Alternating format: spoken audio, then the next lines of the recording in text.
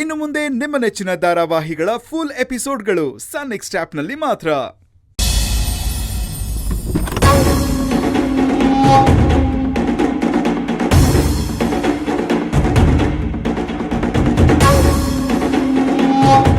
ಮಂತ್ರ ಏನ್ ಮಂತ್ರ ನೀನು ನೋಡ್ಬೇಕು ಅಂತ ಅಷ್ಟು ದೂರದಿಂದ ಬಂದಿದ್ದೀನಿ.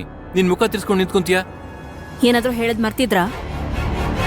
ಅಂದ್ರೆ ಈಗ ನಿಮ್ ಅದಕ್ಕೆ ಅರೆಸ್ಟ್ ಆಗಕ್ ನಾನೇ ಕಾರಣ ಅಂತ ಹೇಳ್ತಿದ್ದೀರಾ, ಬಿಟ್ರೆ ನಿಮ್ ಹೆಂಡತಿ ಸತ್ತಿರೋದು ನನ್ನಿಂದ ಅಂತ ಹೇಳ್ತೀರಾ? ಮಂತ್ರ ಒಳ್ಳೆ ಹುಚ್ಚುಚ್ಚಿ ತರ ಮಾತಾಡ್ಬೇಡ ನೀನು.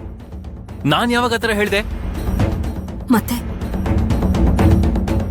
ನೀವ್ ನನ್ನ ಆ ರೀತಿ ನಡೆಸ್ಕೋತಾ ಇದ್ದೀರಾ. ನಾನ್ ನಿಮ್ ಮೇಲೆ ಪ್ರಾಣನೇ ಇಟ್ಕೊಂಡಿದ್ದೀನಿ. ನೀವೇ ನನ್ನ ಪ್ರಪಂಚ ಅಂತ ಬದುಕ್ತಾ ಇದ್ದೀನಿ. ನನಗೊಂದು ವಿಷಯ ಹೇಳಿ, ನೀವು ನಿಮ್ಮ ಅಣ್ಣ ಅದಕ್ಕೆನ ವಿರುದ್ಧ ಯಾಕೆ ಕಟ್ಕೋತಾ ಇದ್ದೀನಿ? ಯಾರಿಗೋಸ್ಕರ ಕಟ್ಕೋತಾ ಇದ್ದೀನಿ ಹೇಳಿ?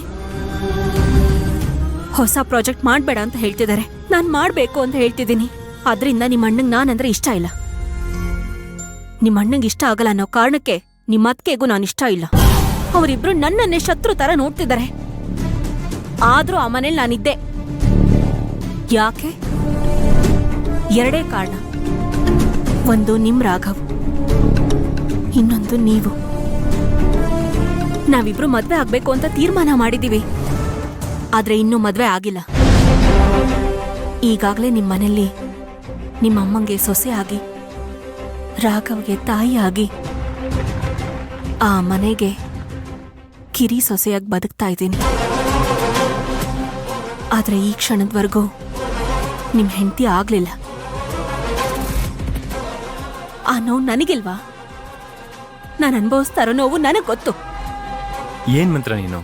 ನಾನ್ ಸಹಜವಾಗಿ ಕೇಳಿದ್ರೆ ನೀ ಇಷ್ಟೊಂದು ಕೋಪ ಮಾಡ್ಕೊಂಡೆ.